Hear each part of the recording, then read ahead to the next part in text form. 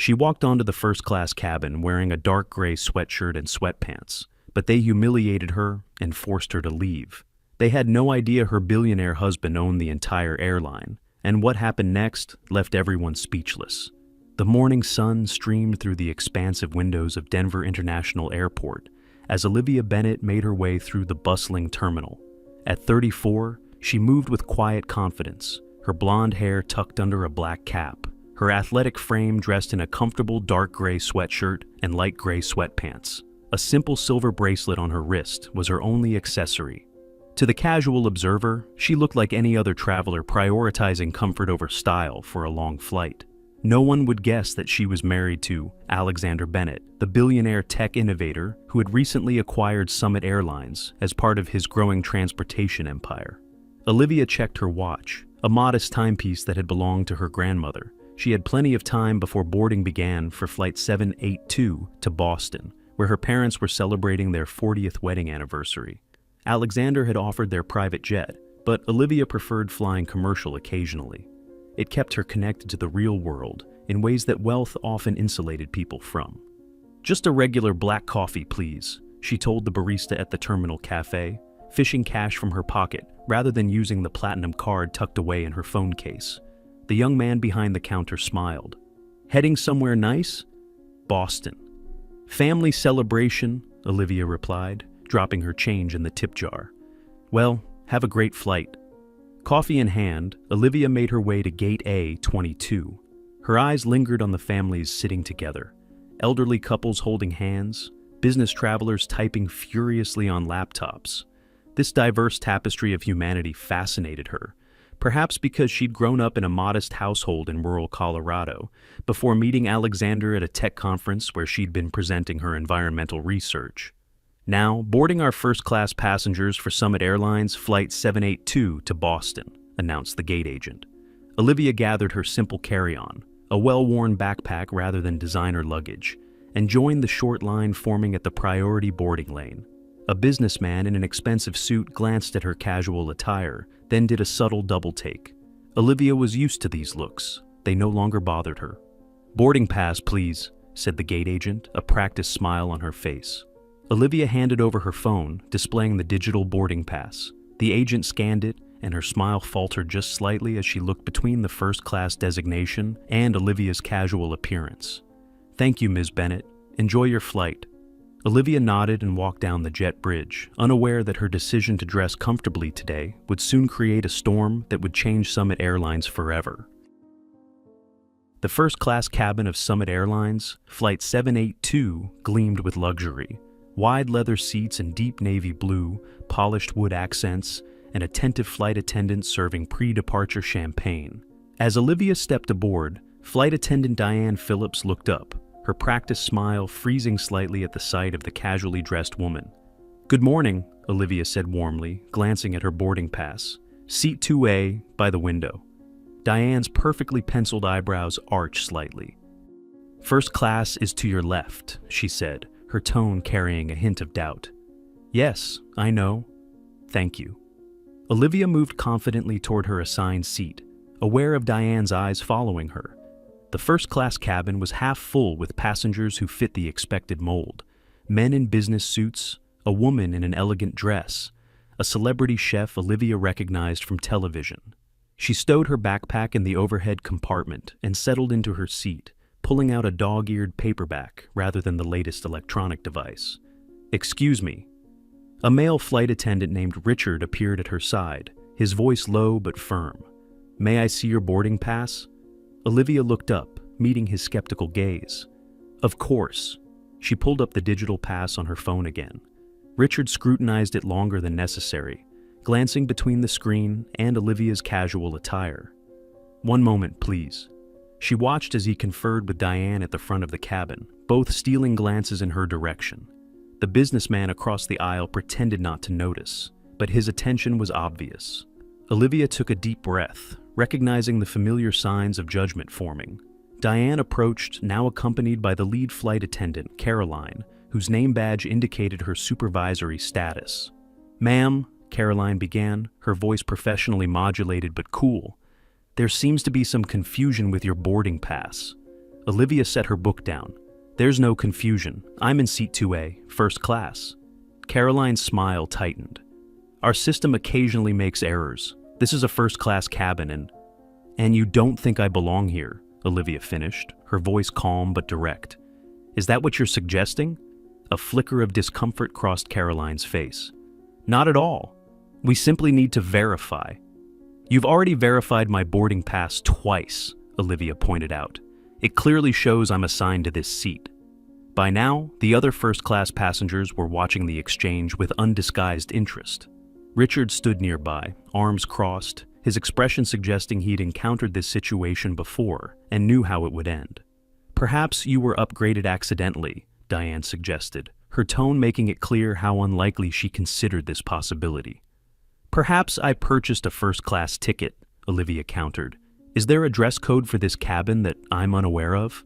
Caroline's professional veneer slipped just slightly. No official dress code, but our first-class passengers typically present themselves in a manner that reflects the premium experience. I see. Olivia's voice remained steady. So, it's not about the ticket I purchased, but rather how I look. A distinguished older gentleman across the aisle cleared his throat. I've flown in sweatpants in first class many times. No one's ever questioned my right to be here. Caroline flushed. Sir, this is between our staff and the passenger. It shouldn't be happening at all, he replied, but then returned to his newspaper. Diane leaned closer to Caroline, whispering something. Caroline nodded and turned back to Olivia. Ma'am, we have a full flight today, and we need to ensure all passengers are in their correct assigned seats. Our system shows this seat should be occupied by an O. Bennett. That's correct, Olivia said. Olivia Bennett. Do you have identification to verify that? Richard asked, his tone suggesting he'd caught her in a lie. Olivia maintained her composure, though her patience was wearing thin. You've never asked any other passenger to prove their identity after boarding. The gate agent verified my boarding pass. It's standard procedure when there are discrepancies, Caroline insisted. What discrepancies? Besides the fact that I'm not dressed the way you think I should be, the tension in the cabin was palpable. Other passengers shifted uncomfortably in their seats. One woman whispered to her companion, loud enough for Olivia to hear, "If she bought the ticket, what's the problem?" Caroline's expression hardened. "Ma'am, if you cannot verify your identity, we'll need to reassign you to an economy seat." Olivia sat straighter. "I can verify my identity, but I shouldn't have to. No one else in this cabin has been asked to do so." "Ms. Bennett, if that's who you are," Richard said with barely concealed condescension, "we're simply following protocol." "No," Olivia replied firmly. "You're following your biases. If I were wearing pearls and a designer outfit, we wouldn't be having this conversation." Caroline's professional smile vanished entirely. "This is becoming disruptive. Either show identification or we'll need to move you to economy class." Olivia noticed the other passengers watching, some with sympathy, others with detached amusement, the daily theater of air travel unfolding before them. She could end this instantly by revealing who her husband was. But that wasn't how Olivia navigated the world. She had never used Alexander's name to gain advantages or special treatment. "This is discrimination," Olivia stated clearly. "I purchased this ticket like everyone else." "Ma'am," Caroline's voice turned frosty. "We need to complete boarding. Your options are to verify your identity, move to economy, or deplane." The injustice of the situation burned, but Olivia recognized the impossible position. Making a scene would only delay the flight for everyone. "Fine," she said finally. "I'll move, but I want your names and employee numbers. This isn't over." Richard smirked slightly. "We'll find you a seat in economy and provide compensation for the fare difference." "I don't want compensation," Olivia replied, gathering her backpack. "I want accountability." As she stood, she noticed the sympathetic glances from a few passengers, while others studiously avoided eye contact. The older gentleman who had spoken up earlier shook his head in disgust. With an escort that felt more like an expulsion, Diane led Olivia through the premium cabin toward economy. Passengers in business class watched curiously as she passed, the hushed whispers following in her wake. Olivia held her head high, refusing to show how deeply the humiliation cut. "Here you are," Diane said, gesturing to a middle seat in economy. "We apologize for any inconvenience." Olivia looked her directly in the eyes. "No, you don't, but you might, soon enough." If this story has captured your attention, don't forget to subscribe to our channel for more powerful stories that reveal the unexpected twists of life and justice. Now, let's return to see what happens next with Olivia. The following morning dawned bright over the Summit Airlines corporate headquarters in Denver. The glass and steel building reflected the mountain landscape, an architectural statement of the company's premium position in the airline industry. In the executive suite, Chief Customer Officer Patricia Winters reviewed the day's agenda with growing anxiety. The quarterly customer experience review was scheduled for 10 a.m., and the numbers weren't promising. Passenger complaints had increased by 11% over the previous quarter, with issues regarding staff attitude topping the list. The board members will be attending, her assistant reminded her, and Mr. Bennett has confirmed he'll be joining in person rather than virtually. Patricia's stomach tightened. Alexander Bennett had acquired Summit Airlines 9 months ago, but today would mark his first appearance at a quarterly review. His reputation for demanding excellence was legendary, as was his limited tolerance for excuses. Make sure Caroline Reynolds and her first-class cabin crew are here, Patricia instructed. They've maintained the highest customer satisfaction scores, and we need some positive examples to highlight. Meanwhile, across town, Alexander Bennett adjusted his tie in the mirror of their spacious penthouse. At 38, he carried himself with the natural authority of someone accustomed to success. His tailored navy suit and crisp white shirt projected power without ostentation. "Are you sure you don't want me to say something directly to the flight attendants?" he asked, watching Olivia's reflection as she sat on the edge of their bed. Olivia shook her head. "This isn't about personal revenge, Alex. It's about changing a culture." "They humiliated my wife," he said, his voice tight with controlled anger. "That's pretty personal to me." Olivia stood and straightened his tie, though it needed no adjustment. "And I love you for that. But this is bigger than me, or those 3 crew members. This is about a system that judges people based on appearances rather than character." Alexander's expression softened as he looked at his wife. Olivia had maintained her groundedness despite the wealth that surrounded her now. It was one of the countless reasons he'd fallen in love with her. She saw the world without the distortion of privilege. "All right," he agreed. "We'll do it your way." He checked his watch. "The meeting starts in an hour. You're sure about the timing?" Olivia nodded. "Absolutely sure, and I'll be wearing exactly what I wore yesterday." At Summit Airlines headquarters, the executive conference room filled with board members, department heads, and key staff. Caroline Reynolds, along with Richard and Diane from the first-class cabin crew, sat together near the back. They had been surprised by the invitation to attend such a high-level meeting, but assumed it was related to their consistently high performance metrics. "Maybe they're finally creating that elite service team they've been discussing," Richard whispered to Diane. "We'd be the obvious choice to lead it." Diane nodded, smoothing her perfectly pressed uniform. "I heard the new owner is actually attending. This could be a big opportunity." Caroline shushed them as Patricia Winters called the meeting to order. "Thank you all for being here today," Patricia began.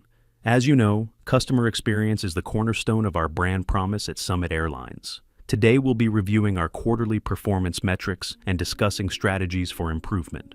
The room quieted as the door opened and Alexander Bennett entered. Tall and commanding, he carried himself with the quiet confidence that came from building a tech empire from the ground up. "Mr. Bennett," Patricia said, "we're honored to have you join us today." Alexander nodded and took a seat at the head of the table. "Please continue." The presentation began with slides showing various metrics and charts. Patricia highlighted the positive aspects while carefully framing the areas of concern. Alexander listened without expression, occasionally making notes on a small leather-bound notebook. "Now, I'd like to call attention to our bright spots," Patricia said, her voice gaining enthusiasm. "Our first-class service on transcontinental routes has maintained a 92% satisfaction rating, well above industry average. We have members of that team here today." She gestured toward Caroline, Richard, and Diane. Alexander looked at them for the first time, his gaze revealing nothing. "In fact," Patricia continued, "I've asked Caroline Reynolds, our senior first-class cabin manager, to share some insights about their approach to premium customer service." Caroline stood confidently and moved to the front of the room. "Thank you, Patricia. At Summit Airlines, we believe the first-class experience begins the moment our passengers step on board. We're trained to recognize and accommodate the needs of our premium travelers who expect and deserve a certain level of service. The door to the conference room opened quietly. We carefully attend to every detail, Caroline continued, not noticing the new arrival. From the way we address our passengers to ensuring that the first-class cabin maintains its exclusive atmosphere. Her words faltered as she noticed Alexander Bennett's attention had shifted. Caroline turned to see what had interrupted her presentation. There, standing just inside the doorway, was the woman in the dark gray sweatshirt, light gray sweatpants, and black cap from yesterday's flight. For a moment, Caroline didn't process what she was seeing. Then recognition dawned, followed swiftly by confusion. Richard and Diane exchanged alarmed glances as they too recognized yesterday's misplaced passenger. Alexander Bennett stood. "I apologize for the interruption," he said, though his tone suggested he wasn't sorry at all. "I believe some of you have already met my wife, Olivia Bennett." The conference room froze in a tableau of shock and dawning horror. Caroline stood at the presentation podium, her professional composure cracking like thin ice. Richard and Diane seemed to physically shrink in their seats, their faces draining of color. Around the table, executives and board members looked between Alexander, Olivia, and the flight attendants, trying to piece together the unfolding drama. "Your wife?" Patricia Winters finally managed, her voice barely above a whisper. "Yes," Alexander confirmed, his tone deceptively casual. "Olivia flew from Denver to Boston yesterday, on our airline, in first class." Each phrase fell like a hammer. Olivia moved to stand beside her husband, still dressed in the exact outfit that had deemed her unworthy of a seat she'd paid for. The silver bracelet on her wrist caught the light, the only hint of luxury on her person. "Perhaps," Alexander suggested, Caroline was about to explain Summit Airlines' approach to recognizing premium travelers. "Please continue." Caroline's mouth opened and closed, no words emerging. Her carefully constructed presentation about first-class service excellence now lay in ruins at her feet. Diane stared fixedly at the table, while Richard's earlier smirk had transformed into an expression of pure dread. There must have been a misunderstanding," Caroline finally stammered. "A misunderstanding," Alexander repeated thoughtfully. "Interesting choice of words. Olivia, would you characterize yesterday's incident as a misunderstanding?" Olivia stepped forward. Unlike her husband, whose controlled anger simmered beneath a professional exterior, she projected calm purpose. "What happened yesterday wasn't a misunderstanding," she said, her voice clear enough to reach every corner of the silent room. "It was bias in action. I was judged not by my boarding pass, which was checked multiple times, but by my appearance." She looked directly at Caroline, Richard, and Diane. "You decided I didn't belong in first class because I didn't match your image of who deserves to be there. You questioned my identity, something you did for no other passenger. You threatened me with removal from the flight, and ultimately, you humiliated me by marching me back to economy class in front of a full plane of onlookers." A board member cleared his throat uncomfortably. "Mr. Bennett, perhaps we should discuss this privately." "No," Alexander interrupted firmly. "This is precisely what this customer experience meeting should address. But let's be clear, I'm not here as an angry husband, though I certainly am one." His gaze swept the room. "I'm here as the owner of this airline, deeply concerned about a culture that judges people based on appearances rather than treating all customers with equal respect." Patricia Winters looked stricken. "Mr. Bennett, I assure you this incident doesn't reflect our company policies." "Doesn't it?" Olivia interjected gently. "Because when I spoke with other flight attendants and airport staff after the incident, I heard numerous similar stories. A teenager in a hoodie with a business class ticket questioned repeatedly. A disabled passenger assumed to be in the wrong line for priority boarding. An elderly woman in casual clothes redirected from the first-class lounge despite having a valid access pass." She placed a folder on the conference table. 27 documented incidents in the past 3 months alone, all following the same pattern. This isn't about 3 flight attendants. It's about a culture. The revelation hit the room like a physical force. Patricia reached for the folder with trembling hands. "I had no idea," she whispered. "That's the problem," Alexander stated. "You should have known. These incidents were reported, but they were classified as customer misunderstandings and buried in your feedback system. Caroline had finally recovered enough to attempt damage control. "Mr. and Mrs. Bennett," she began, her voice professionally contrite. "On behalf of our team, I offer my deepest apologies for yesterday's incident. There are protocols we're expected to follow regarding verification." "Stop," Olivia said quietly but firmly. "You're still not understanding. This isn't about protocols. When the businessman in 2C wore sweatpants in first class last month, did you ask for his ID? When the famous actress in 1A boarded in sunglasses and a baseball cap, did you question her right to be there? The protocol isn't the problem. The selective application of it is." Richard, perhaps sensing his career circling the drain, attempted to interject. "Mrs. Bennett, there was no way for us to know who you were." "That's exactly the point," Olivia replied. "You shouldn't need to know who I am to treat me with basic dignity. My worth as a passenger isn't determined by my marriage, my bank account, or my clothes. I purchased a ticket like everyone else." A heavy silence fell over the room as the truth of her words sank in. Alexander looked at the 3 flight attendants. "Your actions yesterday reflected poor judgment and explicit bias. In many companies, that would be cause for immediate termination." Caroline, Richard, and Diane seemed to brace for the inevitable. "However," he continued, "firing you would solve nothing at a systemic level. It would just make us feel better temporarily while allowing the underlying culture to remain unchanged." He turned to address the entire room. "Starting next week, Summit Airlines will implement a comprehensive anti-bias training program for all customer-facing staff. Additionally, we're revising our customer feedback system to specifically track and address incidents involving perceived discrimination or prejudice." Olivia stepped forward. "And the 3 of you," she said to the flight attendants, "will be temporarily reassigned, 1 month working alongside our customer advocacy team, directly handling passenger complaints. Another month in economy class service. After that, if your performance reviews indicate a genuine understanding of these issues, you can reapply for your first-class positions." Patricia Winters found her voice. "I'll personally oversee these changes, Mr. and Mrs. Bennett. And I believe we should compensate the other passengers you identified in your report." Alexander nodded in agreement, then addressed the flight attendants directly. "This isn't about punishment, it's about understanding. The true measure of premium service isn't how well you treat people who look important. It's how you treat everyone, regardless of appearance." As the reality of the situation fully dawned on everyone present, Board Chair Eleanor Simmons spoke up for the first time. "I believe we owe Mrs. Bennett our gratitude," she said firmly.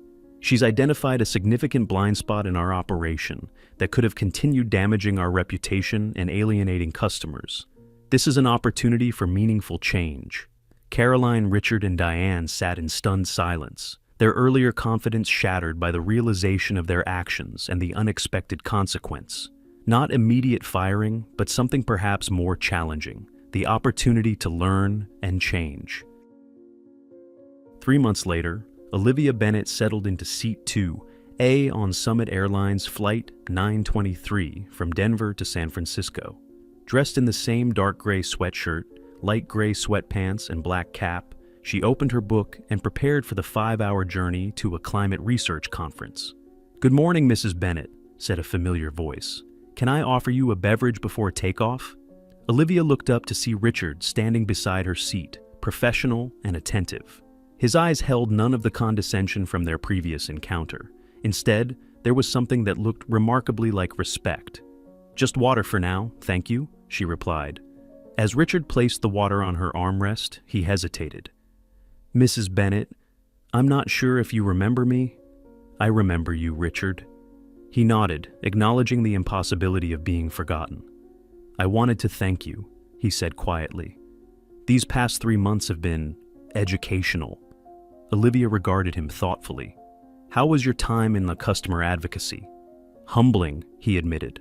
"I had no idea how many passengers felt dismissed or judged by our actions. Things I never even thought about, little comments or assumptions, they noticed everything." "People usually do," Olivia replied.